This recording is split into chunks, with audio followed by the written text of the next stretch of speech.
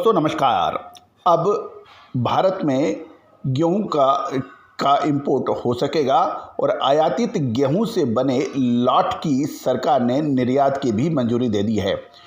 लेकिन व्यापारियों का कहना है इस निर्णय से कोई खास फर्क शायद ना पड़े। जानिए पूरी रिपोर्ट विस्तार से।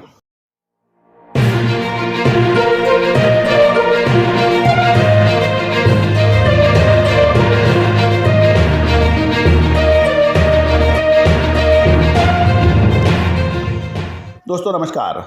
Colonel Ajay, CEO Ajay astro money group first global astro finance digital channel से आपसे मुखातिब होता हूं। आज 18 अक्टूबर सन 2022 खबर निकल के आ रही है कि फ्लोर मिलों ने आटा, मैदा सहित गेहूं की बनावटों के निर्यात को व्यापार को पूरा करने के लिए निर्यात छूट में मांग की थी, जिसके चलते सरकार ने निर्यात में छूट दे दी है।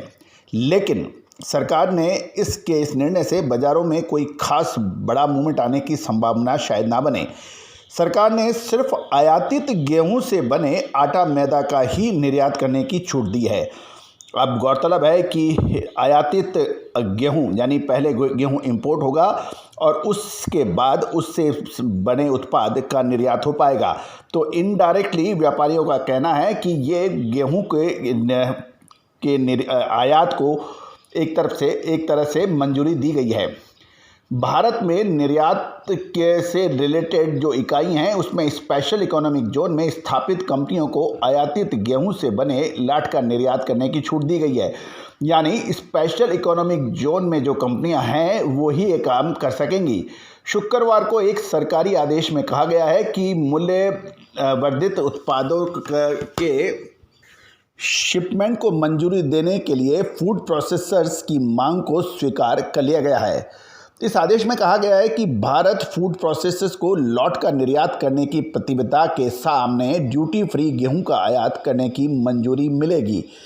गौरतलब है कि रूस और यूक्रेन के आपसी लड़ाई की वजह से काला सागर में से खाद्यान्न सप्लाई प्रभावित होने के कारण भारत से गेहूं का निर्यात बढ़ा। और ये भी एक बहुत महत्वपूर्ण बात है कि भारत विश्व का दूसरा सबसे बड़ा उपभोक्ता गेहूं का माना जाता है और इसके कारण ग्लोबल मार्केट में गेहूं के दाम आकाश छूने लगे। मई महीने में गेहूं के निर्यात पर प्रतिबंध लगाने के बाद प्रधानमंत्री नरेंद्र मोदी की सरकार ने स्थानीय भाव पर नियंत्रण रखने के लिए अगस्त में गेहूं के लॉट निर्यात पर भी प्रतिबंध लगा दिया था। गौरतलब है कि इस बार गेहूं की लक्ष्य से कम उत्पादन और गेहूं की तेजी के कारण किसानों ने डायरेक्ट एक्सपोर्टर्स को माल बेचने की वजह से सरकार द्वारा निर्धारित लक्ष्य से लगभग 50% से अधिक एमएसपी पर गेहूं की खरीदी हुई। यह भी एक महत्वपूर्ण है। गेहूं के निर्यात पर प्रतिबंध लगने से भारतीय गेहूं के लाट की मांग में वृद्धि हुई और देश से लाट का निर्यात अप्रैल-जुलाई में 2022 के दौरान एक वर्ष की तुलना में 200% बढ़ गया। स्थानीय बाजारों में भी गेहूं की जबरदस्त तेजी देखी गई। गौरतलब है कि हमने आपको अग्रिम विश्लेषण देते हुए लगातार अपडेट किया था। गेहूं की फसल आने से पहले हमने आपको अपडेट दिया था कि इस बार गेहूं की फसल लक्ष्य से पिछड़ सकती है। यही हुआ। लक्ष्य जो लगभग 11.5 करोड़ टन का था वो घटकर लगभग 10.5 करोड़ टन रह गया। गौरतलब है कि ये भी एक महत्वपूर्ण बात है कि कुछ ग्राउंड सूत्र ये भी कहते हैं कि गेहूं का उत्पादन 10.5 करोड़ से भी कम है और उसकी खपत लगभग 10 करोड़ के आसपास मानी जा रही है। गेहूं के तेजी का असर पूरे ग्लोबल मार्केट पे पड़ा और भारत ने लक्ष्य पिछले सालों के मुकाबले ज़बरदस्त निर्यात भी किया। अब होगा बड़ी परेशानी ऐसा लग रहा है।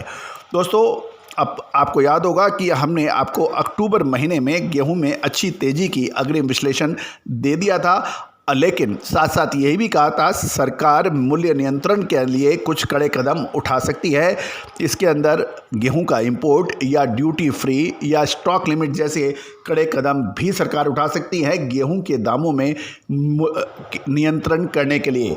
तो दोस्तों ये पहला आदेश आ गया है, लेकिन कुछ व्यापारियों का ये कहना है इससे कुछ फ़र्क नहीं पड़ने वाला है।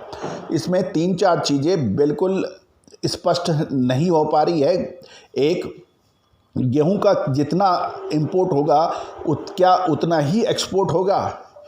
क्या इंपोर्ट किए हुए गेहूं को निर्यात करने में बाध्यता रहेगी कि वो नहीं करें तो उसके ऊपर कोई पेनल्टी है? इस तरह की चीज़ों के बारे में अभी संशय बना हुआ है। कुछ व्यापारियों का यहाँ तक कहना है कि गेहूं इंपोर्ट हो जाएगा, क्योंकि निर्यात के ऊपर बाध्यता पूरी तरह से क्लियर नहीं है, तो वो ज़रूरी नहीं है कि वो गेहूं इंपोर्टेड गेहूं का उत्पाद ही एक्सपोर्ट हो, वो घरेलू बाज़ार में भी बिक सकेंगे। इससे भारतीय किसानों को फ़र्क पड़ सकता है। तो दोस्तों, देखना ये होगा अब आगे क्या होगा। लेकिन आपने हमारे चैनल पे नए हैं और अभी तक सब्सक्राइब नहीं किया है तो उसको सब्सक्राइब करना बिल्कुल ना भूलें। बेल आइकन को भी, यानी घंटी के निशान को भी अवश्य दबाएं, ताकि नोटिफिकेशन के जरिए आप तक सबसे पहले हम अपनी बात पहुंचा सकें। दोस्तों, all the very best, good luck, happy trading.